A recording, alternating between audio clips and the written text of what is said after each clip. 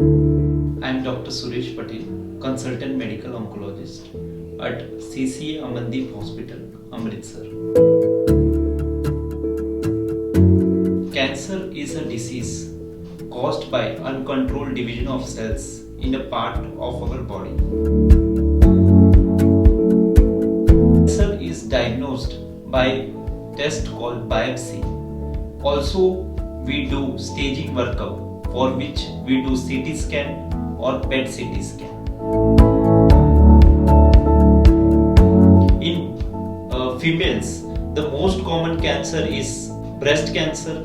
Also, cervical cancer is common. In males, the most common cancer is prostate cancer. Yes, cancer can be prevented. You should avoid tobacco and tobacco related products. Have a healthy lifestyle. Do plenty of exercise. Also, you can get yourself vaccinated from HPV vaccine.